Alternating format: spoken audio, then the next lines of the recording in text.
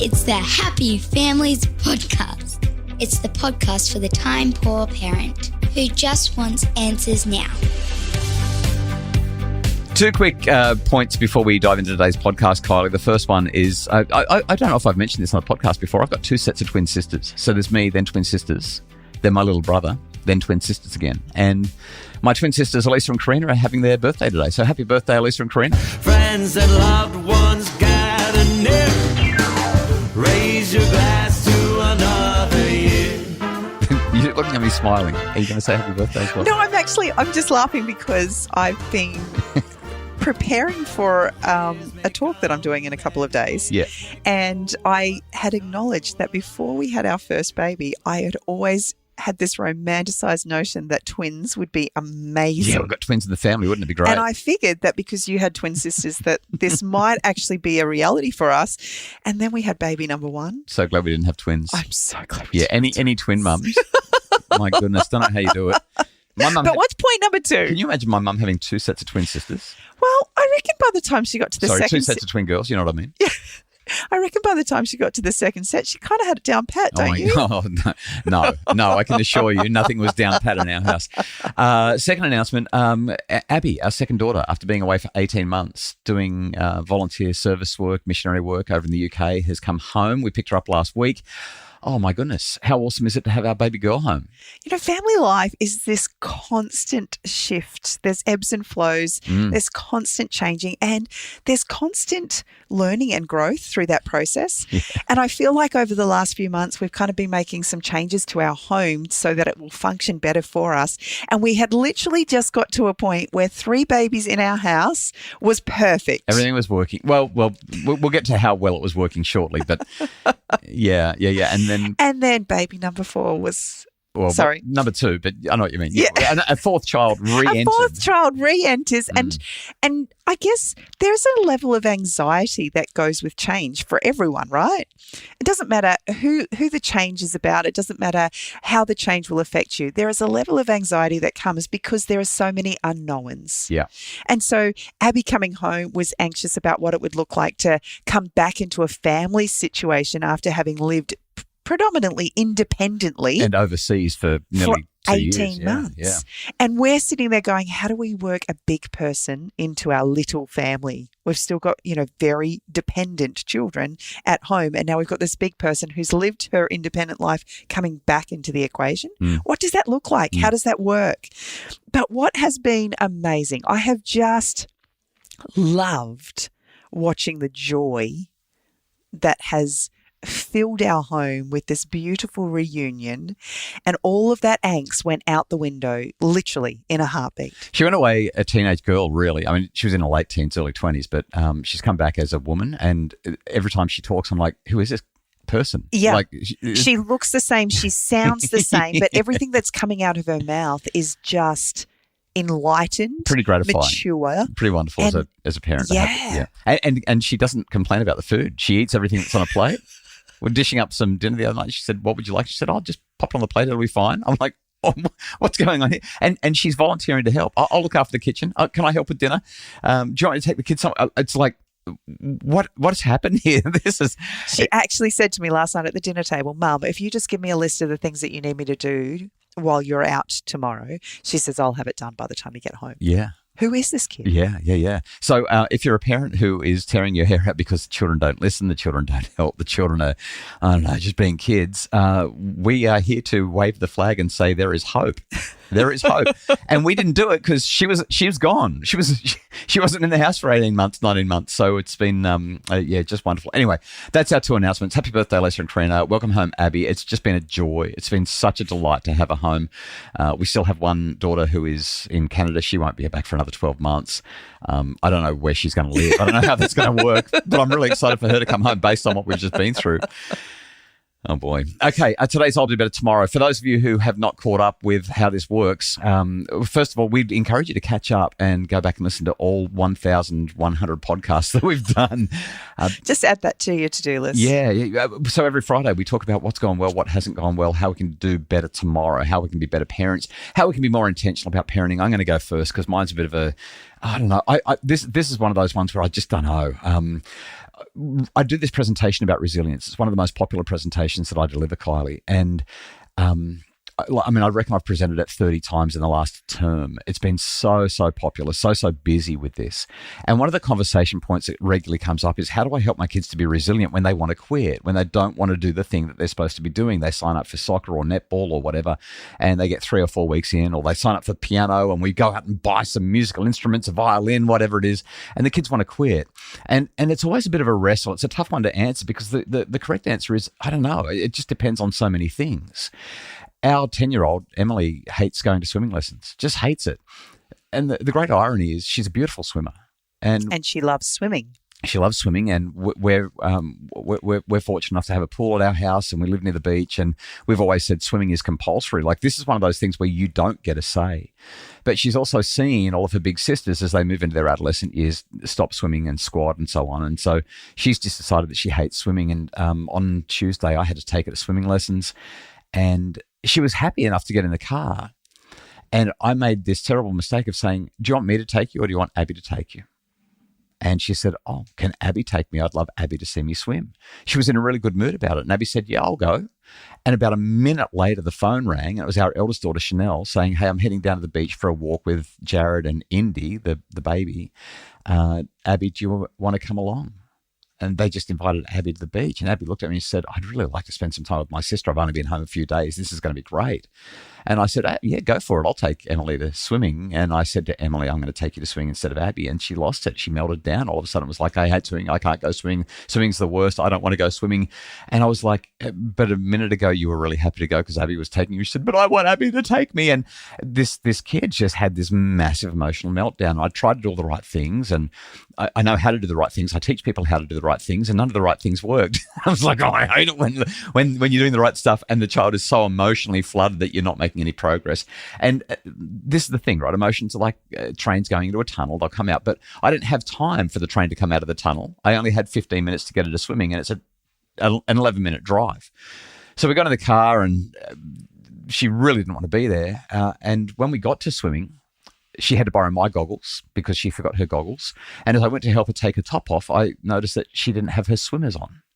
And she had been, I don't know if she was so emotional that she forgot her swimmers or if she had intentionally decided not to bring her swimmers so she wouldn't have to swim. But she didn't bring the swimmers.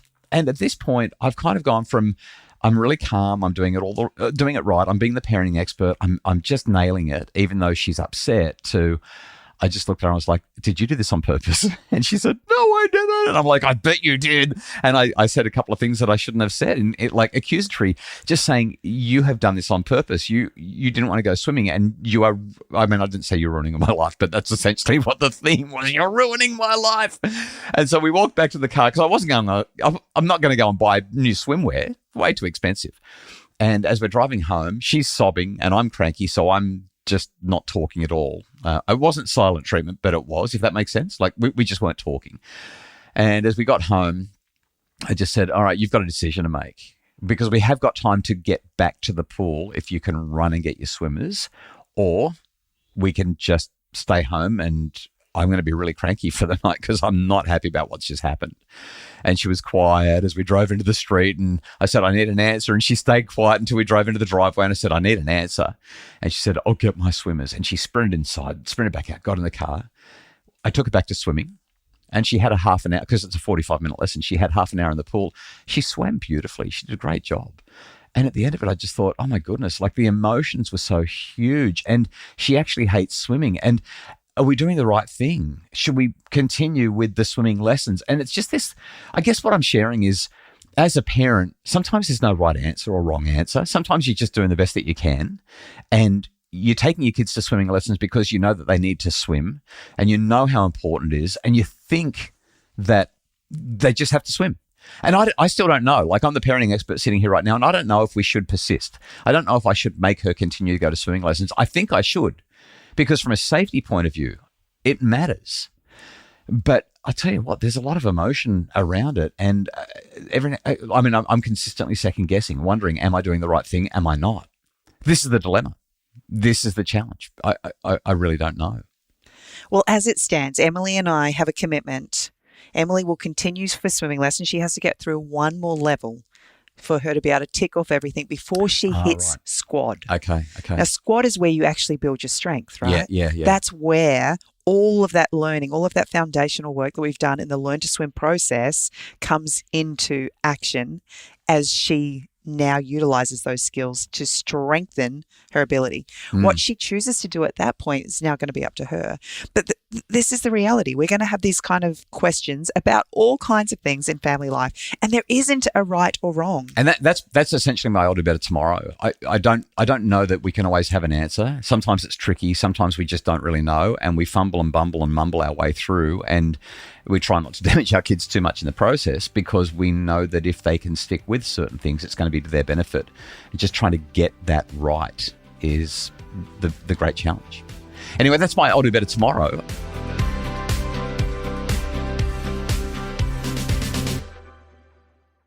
What about you, Mrs. Happy Families? Where are you landing this week? Mine's actually a bit more personal as opposed to parenting as such. I've been having a little bit of a meltdown lately. We've been living in the fast lane for a very long time, and this year specifically has been probably one of our busiest years. And just when you say fast lane, in case anyone thinks that we're out partying,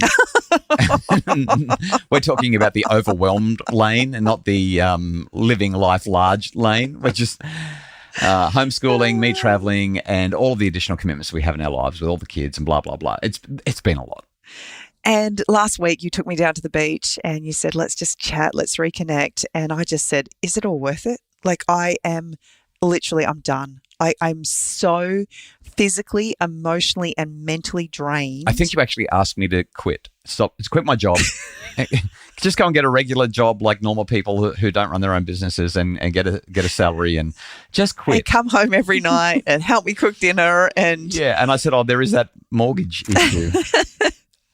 It's just a lot.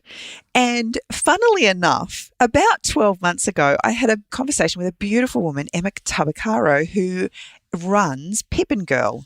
Great publication. If you haven't come across Pip and Girl and you're raising girls who are anywhere between, let's say, 8 and 18, just check it out. We'll link to it in the show notes. But Pip and Girl, brilliant stuff. Just sublime.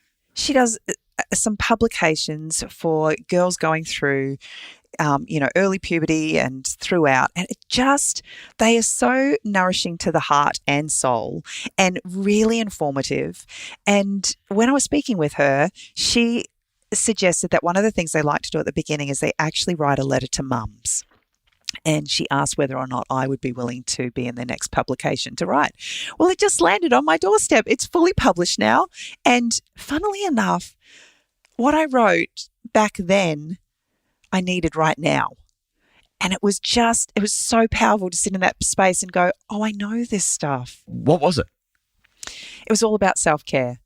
We think about self-care as, going and having a massage or, spending the day at the day spa. And wouldn't it be great if we could do that every week? But the reality is for most of us, it's not in our wheelhouse on a weekly basis, nor is it usually on a yearly basis. Yeah, it's not affordable, and who's got time? And if you try to do it that often, you end up laying on the massage therapy bed and think about all the things that you should be doing other than laying on the bed, which means that it's not relaxing at all.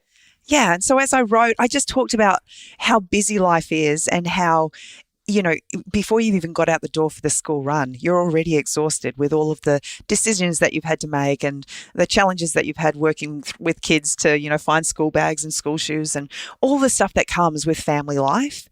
And then I just talked about all of the little things that we can do on a day-to-day basis to just give ourselves a moment to breathe. And I'd forgotten that.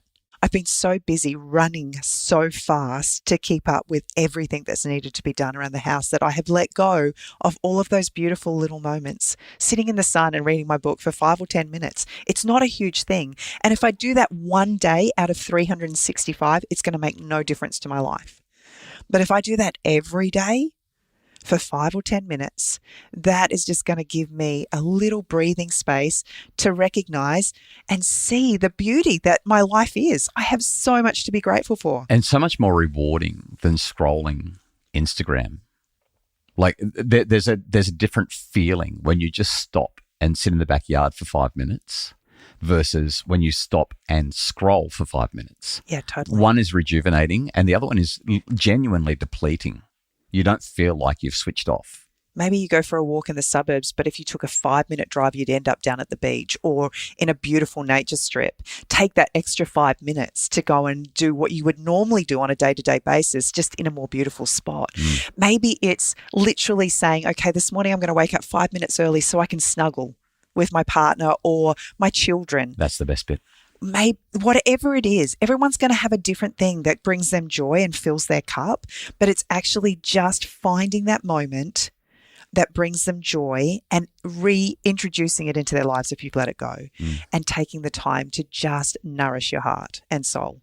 That makes all the difference. So my I'll do better tomorrow is we know this stuff. Yeah. We know it. Yeah. But we get so caught up in the day-to-day running of life that sometimes we let it go, and mums especially, we're the worst at it. So my I'll do better tomorrow is that today I'm going to take my own words into action, put them into action, and I'm going to go find a nice spot in the sun where I can just sit and relax for literally 5 minutes and just recognize the immense beauty I have in my life and the beautiful joy points that is mine to enjoy.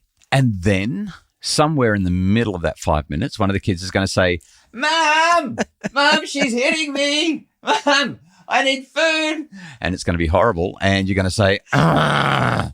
Maybe put some headphones in, those noise cancelling ones. Do you know what? I was reading my book the other night with my headphones. You were, I know. So that I couldn't hear anything. It was so good. The Happy Families podcast is produced by Justin Rulon from Bridge Media. If you'd like more information about making your family happier, check out Felt. Felt is part of the Happy Families membership.